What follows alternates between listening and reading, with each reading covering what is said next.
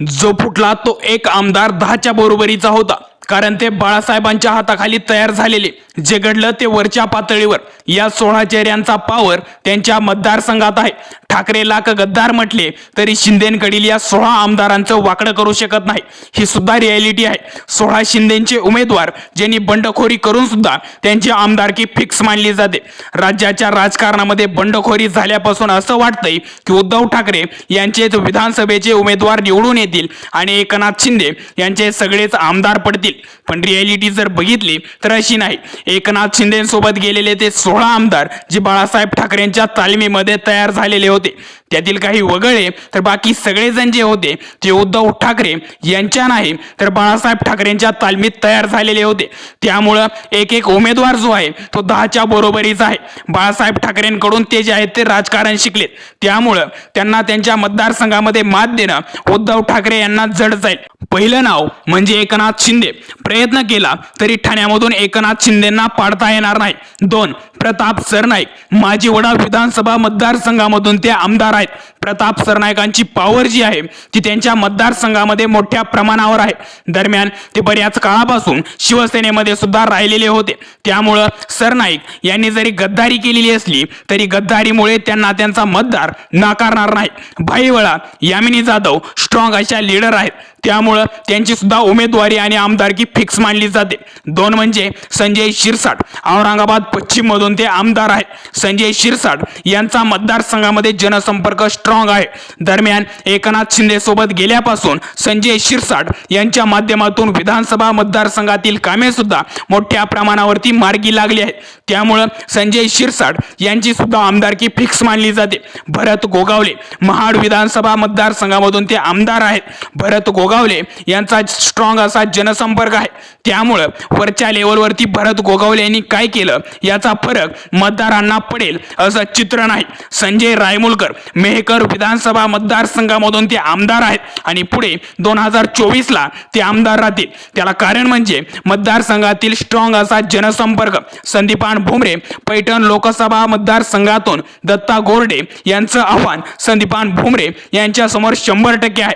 पण अशामध्ये सुद्धा संदीपान भुमरे आपली सीट काढतील अशी चर्चा आहे. शंभूराजे देसाई यांनी बाळासाहेब ठाकरेंपासून राजकारण पाहिलेलं आहे.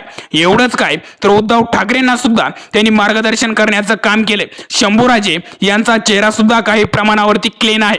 मतदारसंघामध्ये केलेल्या कामाची पावती आणि सलग अनेक वेळा निवडून आलेले असल्या कारणामुळे पाटण विधानसभा मतदारसंघातून तेच लीड घेतील अशी चर्चा आहे. तानाजी सावंत परांडा विधानसभा मतदारसंघामधून ते आमदार आहेत. अशा वेळी तानाजी सावंत आत्ताच्या घडीला मंत्री सुद्धा आहेत. मतदारसंघामध्ये कामं स्ट्रॉंग केलेली आहेत.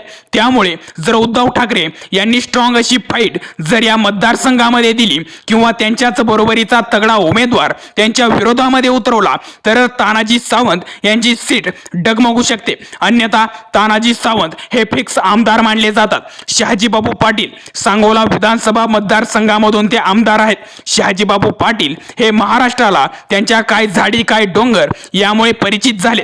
पण मतदारसंघामध्ये शहाजीबाबू पाटील यांची चांगलीच पकड आहे. त्यासोबत स्ट्रॉंग असा जनसंपर्क आहे. थेट सर्वसामान्य माणसांसोबत त्यांचा वार्तालाप आहे. आणि या सगळ्या घडामोडी एकंदरीत बघता एकनाथ शिंदे शहाजीबाबू पाटील यांना निवडून आणण्यासाठी 100% ताकद देतील. त्यामुळं त्यांची आमदारकी फिक्स मानली जाते. अब्दुल सत्तार सिल्लोड विधानसभा मतदारसंघातून ते आमदार आहेत. ते एकनाथ शिंदे गटाचे आहेत की उद्धव ठाकरे गटाचे आहेत याचा मतदारांना फारसा फरक पडत नाही, कारण अब्दुल सत्तार यांच्या चेहऱ्यावरच ते निवडून येतील अशी चर्चा त्यांच्या मतदारसंघामध्ये नेहमीच होत असते. गुलाबराव पाटील जळगाव विधानसभा मतदारसंघातून ते आमदार आहेत. गुलाबराव पाटील हे बाळासाहेब ठाकरेंपासून शिवसेनेमध्ये राहिलेले आहेत. शिवसेनेसाठी त्यांनी काम केलेलं आहे. त्यामुळे आपण एकनाथ शिंदेसोबत का आलो किंवा आपल्या सोबत कसा अन्याय झाला किंवा मतदारसंघातील कामांचा मुद्दा या गोष्टी जर गुलाबराव पाटलांनी आपल्या मतदारांना पटवून दिल्या आणि मतदारांना त्या पटल्या तर गुलाबराव पाटील यांच्या सीटला काडी मात्र कोणी धक्का लावू शकत नाही. त्यासोबतच दीपक केसरकर, दादा भुसे, संजय राठोड आणि उदय सामंत हे तर जवळपास शिवसेनेचे लेफ्ट हँड म्हणून ओळखले जात होते. त्यामुळे उद्धव ठाकरेंनी यांच्या विरोधात सुद्धा प्रयत्न केला तरी सुद्धा यांची सीट ते धोक्यात आणू शकत नाही किंवा यांच्या विरोधात कितीही स्ट्रॉंग लीडर मैदानात असला तरी सुद्धा सुद्धा या चौघांची ही विधानसभा मतदारसंघामध्ये असणारी पकड एकंदरीत हेच सांगते की 2024ला हे चौघेही फिक्स आमदार होतात. तुम्ही यांच्या मतदारसंघातील असाल तर तुम्हाला काय वाटतंय? सांगितलेली नावं यांच्या विरोधात स्ट्रॉंग असा उमेदवार तुमच्या विधानसभा मतदारसंघामध्ये आहे का? असेल तर कमेंट करा. अशाच माहितीपूर्ण अपडेटसाठी आपल्या चॅनलला आवर्जून सबस्क्राईब करा. जय महाराष्ट्र.